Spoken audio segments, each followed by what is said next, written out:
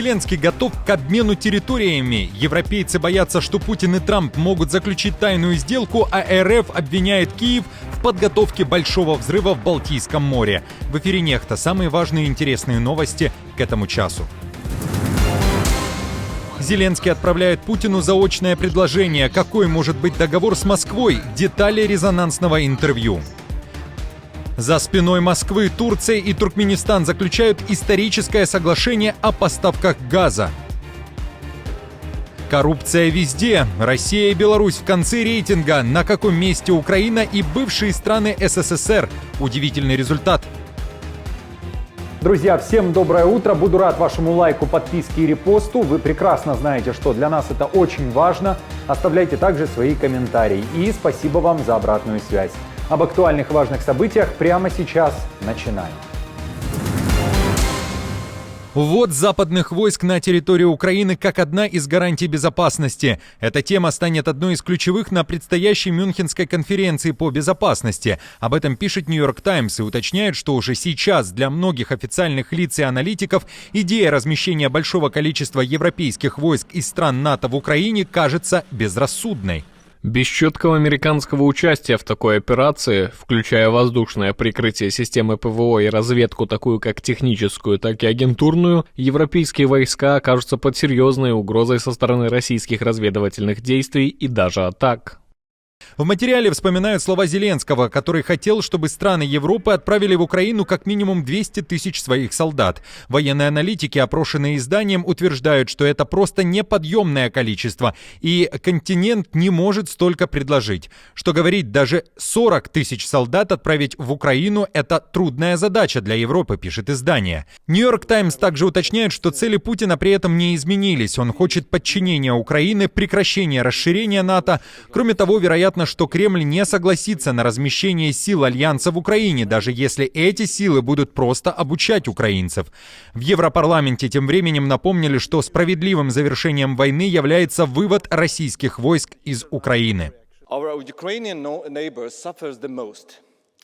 Наши украинские соседи страдают больше всех. Каждый раз, когда они восстанавливаются, Россия снова приходит, крадет, разрушает и совершает акты вандализма. За последние 300 лет Россия напала на Украину 24 раза. Сегодня они продолжают терроризировать за границей, но завтра придут к вам. И если их не остановить, они сожгут ваш дом. История показывает, игнорирование пожара не спасает, а лишь дает огню распространиться. Вот почему они заслужили очень суровый урок. Зеленский считает, что Европа не может гарантировать безопасность Украины без США. Об этом он рассказал в интервью The Guardian и уверяет, что собирается сделать Америке выгодное предложение. В частности, фирмам из США контракты на восстановление Украины. Зеленский также, по сути, отправил сигнал Путину, так сказать, дистанционное предложение. Украинский президент говорит, что если Трампу удастся усадить Украину и Россию за стол переговоров, то он планирует предложить России прямой обмен территориями, уступив земли, которые Киев удерживает в Курской области России. Однако Зеленский не смог сказать, какую часть земель Украина потребует взамен. Мы обменяем одну территорию на другую, я не знаю, посмотрим, но все наши территории важны, приоритетов нет. В Украине также вновь говорят, что готовы к переговорам, но с позиции силы. Зеленский также в очередной раз раскритиковал администрацию Байдена, ведь первоначальное нежелание передавать Украине оружие придало уверенности России, считают в Киеве. Кроме того, Зеленский не смог ответить на вопрос, является ли Байден человеком, который может войти в историю как тот, кто помог спасти Украину, или как человек, который слишком медленно реагировал на вызов Путина. Зеленский намекнул, что ответ на этот вопрос можно будет дать спустя время, когда тайное станет явным. О судьбе Курской области, которая, судя по всему, должна стать разменной монетой, мы поговорили с военным аналитиком и бывшим сотрудником Службы безопасности Украины Иваном Ступаком. Он допускает такой вариант, что Путин может не пойти на сделку, предложенную Киевом. А если вдруг, вот самый негативный сценарий, Российская Федерация говорит, ну черт с ним, нафиг нам нужна эта Курская область, не нужна нам, поставьте ее себе. И что дальше? Вот, например, кто-то говорит, это пощечина для Путина, что его там избиратели это не примут, что у него будут проблемы. Слушайте, на территорию Белгородской, Брянской, Воронежской области регулярно падают фугасные авиационные бомбы с российских самолетов. И что? Российские граждане вышли на протесты? Они что, возмутились тем, что на их головы падают бомбы? Нет. А все почему? Потому что в Российской Федерации есть уголовный кодекс, который иногда нужно тоже читать самим же российским гражданам. И там есть несколько статей, которые предусматривают уголовную ответственность за экстремизм, за фейки, за дискредитацию. То есть любой человек, который откроет шкатулку в направлении того, что как так, мы потеряли Курскую область, он сразу получит лет 5 тюрьмы, вот и все. Я думаю, что не сильно никто противостоять не будет. Поэтому тут нужно быть очень осторожными. Не факт, что этот козырь может быть на самом деле козырем. Тайный договор Путина и Трампа – это то, чего боятся европейцы. Президент США может заключить сделку с Кремлем через головы европейцев и украинцев. Об этом пишет Financial Times. Такое событие издание называют худшим кошмаром лидеров континента. Настроения такие в ЕС возникли не просто так. Трамп держит европейских лидеров в неведении относительно того, как он намерен завершить войну. Автор публикации, редакционный директор и колумнист французской газеты «Le Monde» Сильви Кауфман вспоминает, как известный американский историк Тимоти Снайдер призвал европейцев после войны, далее цитата, «бросить Украине все, что имеете, членство в ЕС, войска, огромные инвестиции, иначе вы будете постоянно жить в тени войны». Это время Европы, потому что США ничего не сделают. Конец цитаты. В публикации также говорится, что подобная закрытая сделка Путина и Трампа может быть, также далее цитата, американской дипломатической традицией, которая существовала еще до Трампа. Для некоторых европейцев, особенно тех, кто находится под наибольшей угрозой со стороны России, перспектива падения Украины – это пугающий сценарий, ведь в таком случае они окажутся следующими в очереди. Из-за этого соблазн сохранить американскую защиту любой ценой может вступить в противоречие с усилиями по созданию сильной европейской системы обороны. Кауфман также уточняет, если Европа хочет занять место за столом переговоров, ей нужно что-то предложить, чтобы ее интересы были учтены не только в отношении условий сделки, но и в отношении ее реализации. Друзья, как вы считаете, будет ли Трамп заключать подобную сделку с Путиным, забыв о принципе «ничего об Украине без Украины»? Делитесь тем, что думаете под этим видео.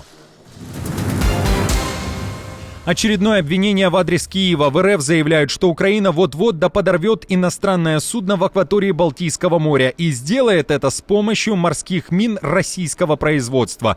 Такое заявление появилось накануне на сайте службы внешней разведки РФ. Там события назвали готовящейся антироссийской провокацией.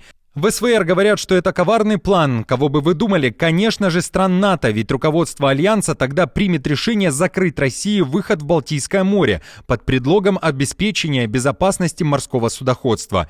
Никаких подтверждений, кроме напечатанных слов на сайте СВР, не представляет. Напомню, что за последний год в Балтийском море произошло несколько морских инцидентов. В частности, уже неоднократно была повреждена инфраструктура, кабели ЕС на дне морском. И, как правило, обрывы происходили после того, как судна, следовавшие из РФ, повреждали их своими якорями.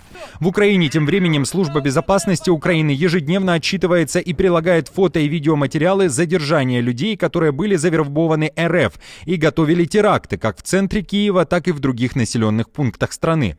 Кроме того, целями номер один для россиян являются высокопоставленные украинские военные и известные волонтеры, а также знаменитости. Об этом в эксклюзивном интервью «Нехта» заявил бывший сотрудник СБУ Иван Ступак. Он также считает, что при этом ликвидировать Зеленского Россия бы не решилась. Понятно, что высшее политическое руководство, я не говорю, что президент, потому что у России есть очень большой такой пиетет к чему? Очень большой страх. А что если вот они уничтожат президента Зеленского? Например, 100-500 Искандеров прилетело по Киеву, по Банково, все в труху. А если вдруг украинцев, наоборот, это еще больше подстегнет? А если вдруг президента Зеленского вынесут на знамена и его, причислят к лику святых? А что если это спровоцирует неудовольствие, например, со стороны Индии, со стороны Китая? что если Дональд Трамп скажет: ничего себе, да, там Зеленский условно был засранцем, но он наш засранец, и никому не позволено его уничтожать. Все, Украина получит самое современное оружие для того, чтобы противостоять Российской Федерации, причем бесплатно, в режиме unlimited. Я думаю, что Российская Федерация эти риски продумывает, поэтому она старается больше делать акцент на уровень на 2 ниже. Руководители спецслужб, глава СБУ Василий Малюк, глава службы Главного управления разведки Буданов. Эти люди являются тоже объектами.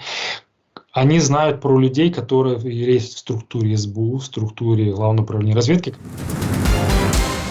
Дания – самая некоррумпированная страна в мире. В конце списка Россия и Беларусь. За 5 лет эти страны значительно ухудшили показатели. В то же время Украина потеряла незначительно, Казахстан улучшил свои позиции, а у Узбекистана дела чуть похуже.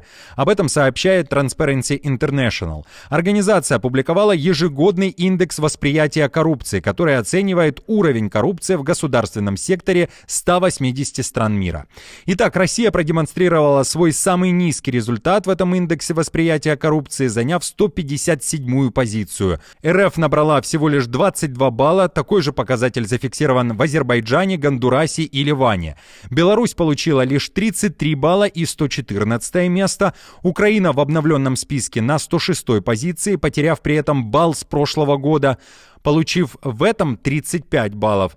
Наиболее низкий показатель стран бывшего СССР зафиксирован в Туркменистане – 17 баллов и 167-я позиция. Наиболее высокий в Эстонии – 76 баллов и 13 место. У Казахстана 40 баллов и 88 место из 180, у Узбекистана 32 балла, 121 место, у Кыргызстана 25 баллов, это 146 место. CPI охватывает восприятие коррупции в публичном секторе экспертами, в частности, взяточничество, хищение государственных средств, кумовство на государственной службе, захват государства, способность правительства внедрять механизмы обеспечения добропорядочности, эффективное преследование коррупционеров, чрезмерную бюрократию, наличие соответствующих знаков о раскрытии финансовой информации, предотвращении конфликта интересов и доступе к информации, обеспечение защиты разоблачителей и журналистов и следователей. Уже, наверное, традиционный вопрос, но все же, дорогие подписчики, как часто вы в своей жизни сталкиваетесь с коррупцией? Согласны ли вы с этими данными? Делитесь своим восприятием коррупции в комментариях под этим видео. За спиной у Кремля заключена историческая сделка. Турция и Туркменистан подписали договор, который упрощает поставки туркменского газа Анкаре. Там, кстати, заявили, что шли к этому событию долгие годы. Мы сделали исторический шаг в энергетическом сотрудничестве Турции и Туркменистана. В рамках соглашения планируется, что подача газа начнется 1 марта 2025 года. Благодаря этому соглашению, над которым мы работаем уже много лет, мы укрепим безопасность поставок природного газа в нашу страну и наш регион, одновременно развивая стратегическое сотрудничество между двумя странами. Байрактар ранее говорил, что Турция может закупать у Туркменистана до 2 миллиардов кубометров газа в год. При этом ожидается, что газ будет транспортироваться через существующую газовую сеть Ирана. Москва отправила Шойгу в Казахстан не навсегда, а лишь для встречи, как заявляется, и для переговоров с высшим руководством страны. РФ сообщает, что бывшего министра обороны, а ныне секретаря Совета Безопасности отправили на заседание комитета ОДКБ, организация, которая понемногу распадается. В Москве заявляют, что уже существуют актуальные вызовы и угрозы международной и региональной безопасности. Это ключевая тема этих переговоров. Кроме того, в Астане собираются обсуждать обстановку в Центральноазиатском регионе, Сирии и Афганистане. Шойгу должен встретиться с президентом Казахстана Токаевым, который, я напомню, в прошлом месяце заявил, что Россия в военном отношении непобедима, а Украина при этом планирует не проиграть в войне с помощью своих западных союзников. Об этом Токаев говорил во время разговора с Трампом. Кроме того, он считает, что найти решение войне сложно, так как оно зависит от воли и желания глав конфликтующих стран и от Трампа. А как вы считаете, каковы настоящие цели визита Шойгу? Пишите свои варианты в комментариях.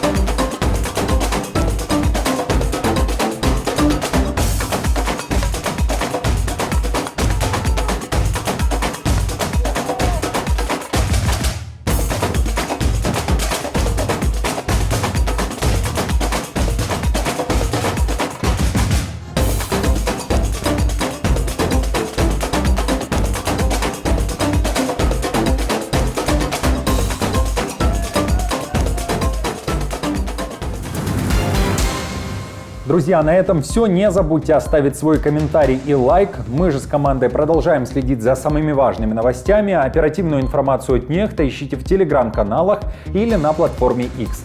Спасибо вам за доверие и то, что остаетесь с нами. До новых встреч и хороших вам новостей.